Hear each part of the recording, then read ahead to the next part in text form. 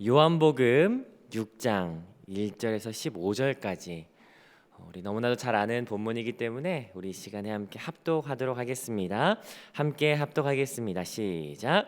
그 후에 예수께서 디베랴의 갈릴리 바다 건너편으로 가시매 큰 무리가 따르니 이는 병자들에게 행하시는 표적을 보았음이로라. 예수께서 산에 오르사 제자들과 함께 거기 앉으시니 마침 유대인의 명절인 유월절이 가까운지라.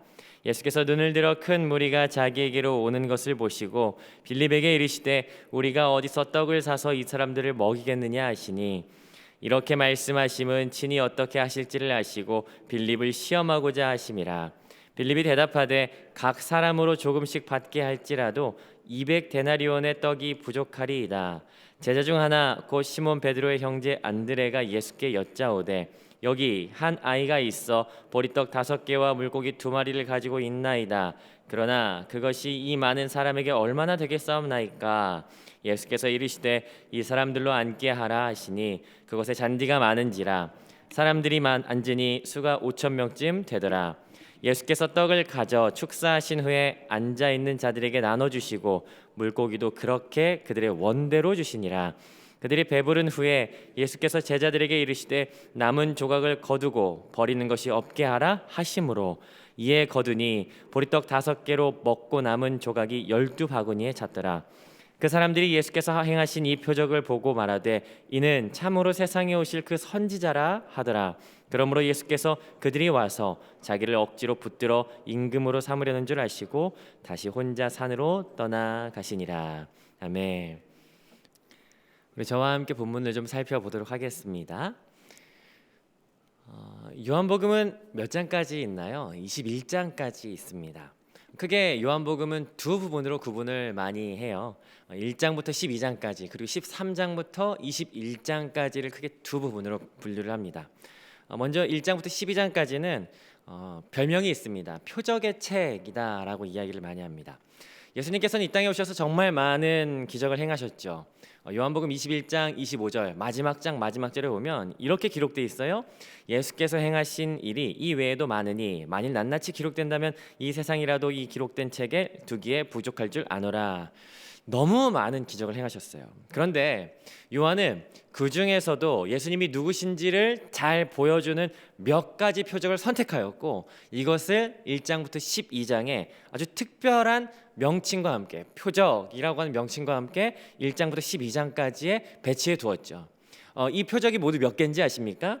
7가지예요. 7가지. 그래서 1장부터 12장까지는 예수님이 누구신지를 보여주는 그 표적이 담겨 있다라고 해서 표적의 책이라고 이야기를 합니다. 그리고 또한 13장부터 21장까지는 예수님께서 누구시냐, 예수님께서 하나님의 아들로서 우리에게 생명을 주기 위해서 오셨는데 그 정점이 뭐예요? 십자가죠. 여러분 혹시 예수님의 십자가라고 하는 것을 떠올릴 때 여러분 생각나시는 어떤 이미지, 단어들이 있으십니까? 흔히 고난, 죽음, 채찍질 이런 이미지들을 많이 떠올려요. 그런데 요한복음은요, 예수님의 십자가라고 하는 것과 직결되는 어떤 단어가 하나 있어요. 그건 뭐냐면 영광이에요. 다른 복음서에서는 예수님이 고난을 당하신다, 순환을 당하셨다라고 이야기하지만 예수님께서 요한복음에서는 예수님의 십자가가 등장할 때마다 예수님께서 영광을 받으시기 위하여라고 한 단어로 계속해서 설명하고 있어요. 그러니까 십자가는 곧 영광이었고 13장부터 21장까지는 예수님의 어떠한 그 영광을 받으시기 위한 것으로 주목되어져 있는 것이에요. 그래서 13장부터 21장까지는 영광의 책이다라고 이야기를 합니다. 아무튼 저희는 지금 1장부터 12장 그 표적의 책들 가운데 한 장을 살펴보고 있습니다. 여러분 혹시 제가 아까 7가지 표적이다라고 하는 말씀을 드렸어요. 그런데 7가지 표적이 뭔지 우리가 7개를 다 나열할 수는 없지만 그 중에 2가지는 우리가 흔히 알아요. 물이 포도주가 된 사건하고 두 번째는 오병이어. 이 2가지는 우리가 너무나 잘 압니다. 그러니까 오늘 우리가 함께 살펴볼 본문은 오병이어 본문이거든요. 우리가 너무나 잘 아는 본문이고 예수님의 표적 가운데 하나인 그 오병이어를 같이 함께 살펴보는 거겠죠. 어제도 같이 나눴지만 요한복음에는 목적이 있어요. 그건 뭐냐면 예수님 믿게 하는 것이고요, 그 믿음으로 말미암아 생명을 얻게 하는 것이에요. 예수님께서 왜 오셨습니까? 그건 생명을 주시기 위하여 오셨다는 거예요. 예수님께서 왜 표적을 보여주십니까? 그건 어떻게 생명을 얻게 하시는지 보여주기 위한 것이에요. 그러니까 표적들을 해석할 때 여러 가지 해석이 있을 수 있겠지만 가장 큰 테두리는 바로 이거예요. 예수님께서 우리에게 생명을 주시기 위하여 오셨다라고 하는 것이죠. 많은 사람들이 이것을 놓치죠. 요한복음 안에서도 사람들이 이 목적을 많이 놓치는 것 같아요. 그러나 분명히 바라봐야 될 것은 요한복음 안에서 예수님께서 생명을 주기 위하여 이 땅에 오셨다라고 하는 이 대전제라는 사실입니다. 작년에 올림픽이 있었죠. 올림픽에서 특별히 이 종목이 굉장히 인기를 끌었던 것 같아요. 양궁. 저희 집에서도 양궁이 핫 이슈였습니다. 저희 장인어른이 그랬기 때문에 저희 장인어른이 저희 큰아들한테 그 활과 화살을 장난감을 선물로 보내주셨어요. 정말 재밌게 놀았어요. 벽에다 붙여놓고 막 아빠랑 내기하면서 몇 점 하면서 재밌게 놀았는데 어느 날 보니까 화살이 몇 개 없는 거예요. 보니까 저희는 활과 화살이면 당겨서 쏘는 이게 이제 목적이잖아요. 근데 저희 막내가 이걸 활을 똑똑 부러뜨리는 거야. 이건 이렇게 노는 거야. 그러면서 활을 이렇게 똑똑 부러뜨려서 화살이 지금은 없어요. 아무튼 원래 사실은 당겨서 쏘는 것이 활과 화살의 목적인데 저희 막내에게는 그냥 부러뜨리는 게 목적이었던 것이었어요. 무엇에든 그 목적이 있는데 예수님께서도 오신 목적이 분명하시죠. 이걸 놓치면 안 되는 거예요. 그러나 따르는 사람들 중에는 간혹 예수님께서 이 땅에 왜 오셨는지를 놓치는 사람들이 많이 있었던 것 같아요. 우리는 오늘 예수님께서 오신 목적을 알아요. 그리고 이 본문에서 예수님께서 어떤 일을 행하실지도 대충 가늠이 돼요. 그러나 이 안에서 우리가 놓치지 말아야 될 또 다른 사실이 있다면 예수님께서 왜 오셨는지를 놓치는 사람들이 있다는 것을 오늘 이 본문에서 같이 함께 발견하였으면 좋겠습니다. 오늘 같이 함께 본문을 살펴보는데 예수님께서는 디베랴의 갈릴리 바다 건너편으로 가셨습니다. 우리 1절을 같이 한번 읽어보도록 하겠습니다. 1절 함께 읽겠습니다. 시작. 그 후에 예수께서 디베랴의 갈릴리 바다 건너편으로 가시매. 갈릴리의 바다 건너편은 갈릴리 호수의 어떤 동쪽을 의미합니다. 갈릴리 호수를 부르는 말은 옛부터 몇 가지 단어들이 있었어요. 이를테면 긴네렛이라고 하는 용어를 쓰기도 했죠. 왜냐하면 갈릴리 호수의 어떤 생김새가 수금, 그 킨너스라고 하는 단어, 히브리어거든요. 킨너스를 닮았다라고 해서 거기에서 온 긴네렛이라고 하는 단어를 붙이기도 했습니다. 신약에 와서는 디베랴라고 오늘 1절에 써 있는 디베랴라는 단어를 쓰기도 했어요. 왜냐하면 디베랴라고 하는 곳은 창원처럼 계획 도시였어요. 당시 헤롯이 그 로마의 황제였던 디베료 황제의 이름을 따서 그 봉헌하는 계획 도시였던 것이었기 때문에 이 디베랴라고 하는 그 명칭, 나중에는 디베랴 호수라고 하는 것이 일반적인 명사가 되었습니다. 어쨌든 이곳은 갈릴리 호수였고 그 동편이었습니다. 그리고 이 장소는 우리가 너무나 잘 알듯이 베세다라고 하는 지역인 것이죠. 그곳에서 예수님께서 지금 그곳을 가셨어요. 그러면 우리가 궁금증을 한번 자아내 볼 수 있을 것 같습니다. 왜 예수님께서 여기 가셨을까? 예수님께서 왜 가셨을까 생각해 본다면 예수님께서 언제 가셨느냐를 추적해 본다면 오히려 왜 가셨는지를 발견할 수 있을 것 같습니다. 그러면 언제 가셨는지를 한번 오늘 본문에서 찾아보시죠. 예수님께서 언제 여길 가셨죠? 때가 어느 때냐면요 4절에 보니까 6월절이에요. 10절에 보니까 사람들이 앉았을 때 잔디가 푸릇푸릇하게 나왔다라고 하는 걸 보니까 아마 그쯤인 것 같죠. 요한복음에서 예수님께서 6월절을 몇 번 지키는지 아십니까? 요한복음에서 3번 지켜요. 2장, 6장, 11장 3번 지킵니다. 그래서 예수님께서 이 땅에서 공생애를 3년간 보내셨다라고 하는 기본적인 그 베이스가 되는 것이 예수님께서 3번의 유월절을 요한복음에서 지키셨다라고 하는 것을 기초로 해서 이야기가 된 것이에요. 일반적으로 이스라엘 사람들에게 유월절은 굉장히 큰 축제였고 특별한 날이었죠. 그렇기 때문에 신명기 16장에 의한다면 이스라엘 백성이 반드시 성전에 가서 지켜야 되는 절기가 3절기가 있었어요. 77절이 있었어요. 초막절이 있었어요. 마지막으로 유월절이 바로 그날이었던 것이에요.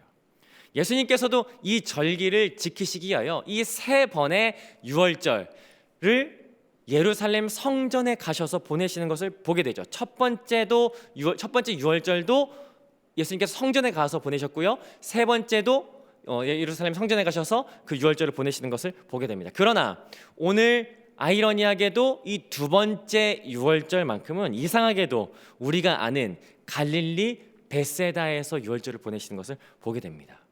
왜 그러셨을까?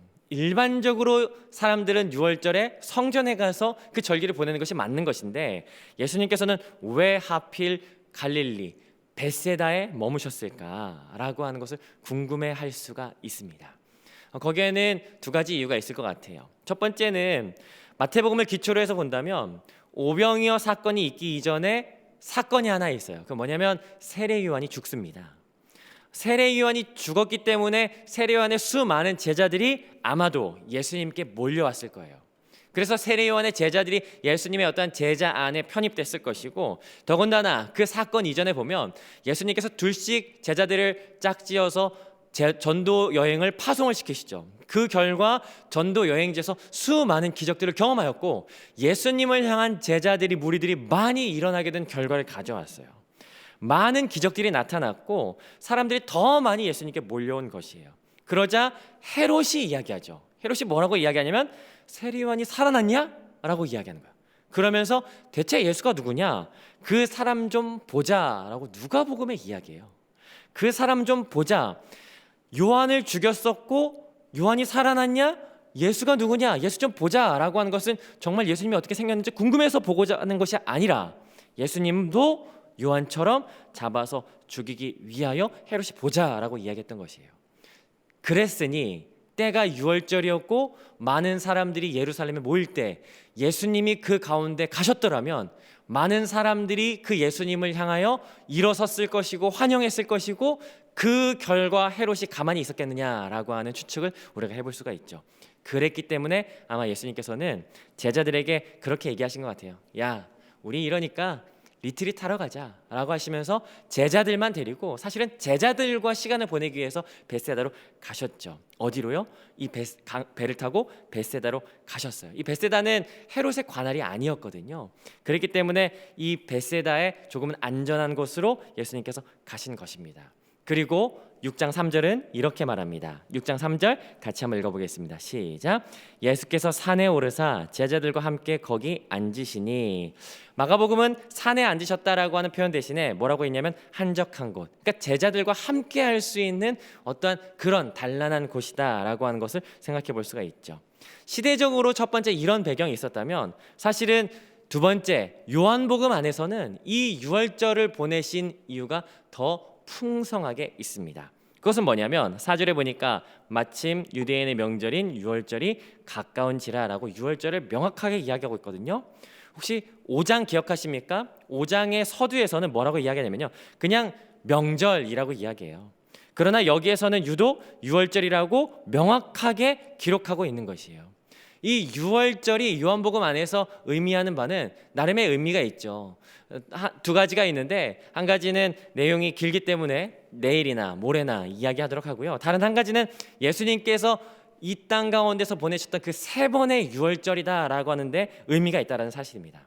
예수님께서는 이 땅 가운데서 세 번의 유월절을 보내셨어요. 2장에서 6장에서 11장에서 보내셨습니다. 그러면 2장에서 어떻게 첫 번째 유월절을 보내셨는지를 좀 기억해 본다면 우리가 좀 더 이 유월절의 의미를 풍성하게 생각해 볼 수 있을 것 같습니다. 첫 번째 유월절을 어떻게 보내셨습니까? 2장 13절, 23절에서 유월절이라는 단어가 등장하거든요. 두 번째 표적 때 예수님께서 하신 것이 있어요. 성전을 정화하신 것이죠. 그게 유월절이었어요. 정화하시면서 뭐라고 말씀하셨냐면 2장 19절 제가 읽어보겠습니다. 예수께서 대답하여 이르시되 너희가 성전을 헐라 내가 사흘 동안에 일으키리라. 어제도 말씀드렸지만 이스라엘 유대인에게는 가장 기분 나쁜 소리가 있어요. 그건 뭐냐면 신성모독, 블라스페미아. 그 세 가지라고 말씀을 드렸어요. 첫 번째는 하나님의 이름을 망령되이 일컫는 거예요. 두 번째는 모세의 율법을 비방하는 거예요. 세 번째는 성전을 비방하는 거예요. 그런데 예수님께서 성전을 정하시면서 뭐라고 얘기했냐면 성전을 헐라라고 말씀하셨어요. 이 얘기를 들은 사람들이 얼마나 기가 차고 화가 났을까. 그런데 사실 예수님께서 이렇게 말씀하신 거에 대한 원래 의미를 안다면 그렇게 안 할 수 있어요. 예수님께서 이렇게 말씀하신 것은 뭐냐면 성전 되신 예수님께서 죽음을 당하실 것에 대한 예고를 지금 하고 계신 거예요. 그러니까 사흘 동안 일으키리라 라고 하는 시간까지 말씀하신 거잖아요. 그러니까 예수님의 십자가, 예수님의 죽음에 대해서 언급하시는, 그러니까 첫 번째 유월절은 예수님의 죽음에 대해서 예고하시는 날로 기억하면 좋을 것 같아요. 그리고 세 번째 유월절은 어떤 날이었습니까? 유월절 어린 양으로서 예수님께서 예루살렘 골고다 언덕에서 죽임을 당한 날이 바로 세 번째 유월절 그 날이었던 것이에요. 그러니까 정리를 해본다면 첫 번째 유월절에는 예수님께서 성전으로서 자신이 죽임당할 것에 대해서 예고하셨고, 세 번째에서는 실제로 죽임을 당하신 그 날이었기 때문에 이 요한복음, 복음서 안에서 나타나는 예수님의 그 유월절을 지내시는 날은 죽음과 죽음 말고는 다른 걸로 연결시켜서는 안 되는 것이에요.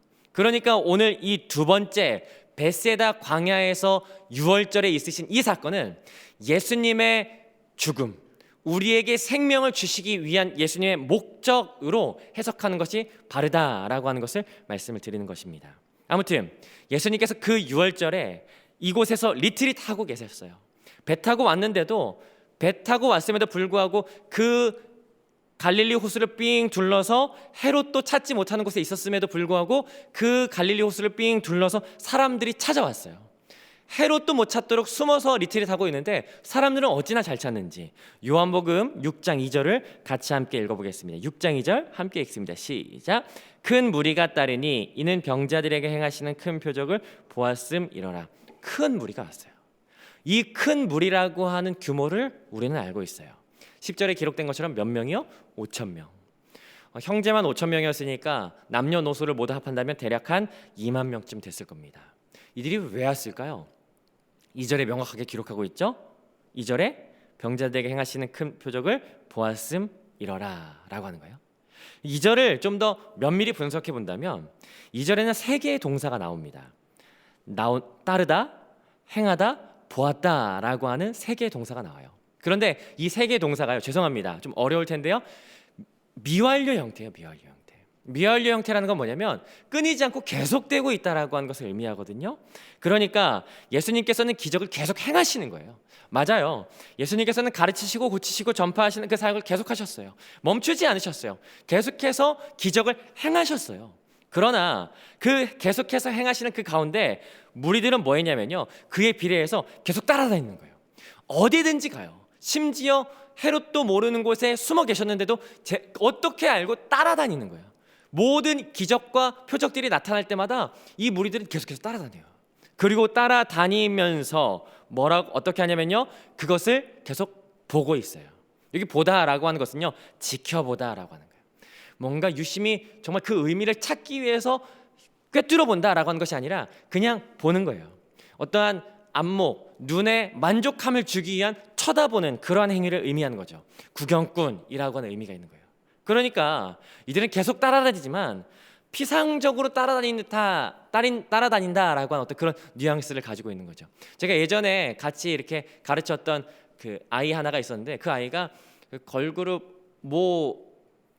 걸그룹을 굉장히 좋아했어요. 팬이었어요.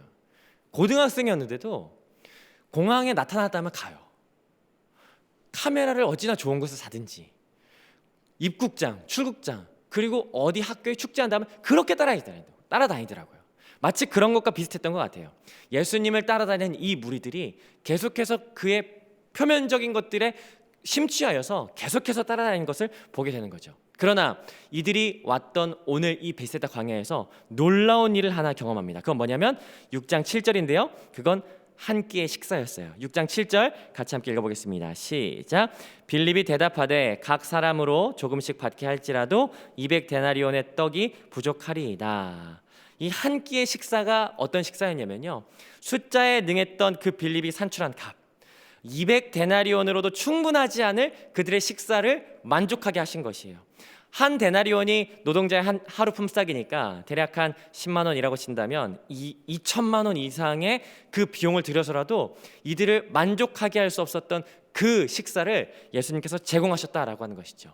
그 제공하신 식사의 질은 정말 보잘것없는 것이었어요. 6장 9절에 보니까 보리떡 5개와 물고기 2마리, 물고기 두 마리는 거대한 물고기가 아니라 아주 작은 물고기, 일반적인 그냥 보통 평범한 식사, 아이 하나가 먹을 수 있는 그 식사로 제공했던 것이죠. 그 2만 명을 모두 만족하게 하셨다라고 하는 거예요. 11절에 보니까 그들의 원대로 먹이셨다라고 하는 거예요. 여기 리필이요, 추가요, 모든 것을 다 충분하게 하셨다라고 하는 거예요. 정말 놀라운 한 끼 아닙니까? 그러나 여기에도 예수님의 목적은 분명하게 드러나 있어요. 그건 뭐였냐면 남은 양이 얼마였다고요? 남은 양이 12바구니예요. 이 12바구니에 영적인 의미가 있죠. 그것은 이스라엘 12지파조차도 충분히 먹이고도 남는다라고 하는 의미가 담겨 있는 거예요. 예수님께서 누구십니까? 예수님은 생명의 떡이세요. 예수님으로 인한 충만한 생명은 모두를 원하는 대로 리필이요, 추가요 할 것 없이 모두가 만족할 정도로 충분히 먹이시는 분이 바로 예수님이시라는 거예요. 그리고도 남는 12지파가 충분히 먹을 수 있는 양으로 남을 수 있는 충만한 생명을 주시는 분이시라는 거예요. 그러나 이 5천 명은요 그렇게 생각하지 않았던 것 같아요. 참 빛이신 예수 그리스도를 그 생명을 보지 못한 채 표면적인 것에만 심취해 있는 것이에요. 14절 보시겠습니까? 14절 제가 읽어볼게요. 그 사람들이 예수께서 행하신 이 표적을 보고 말하되 이는 참으로 세상에 오실 그 선지자라 하더라.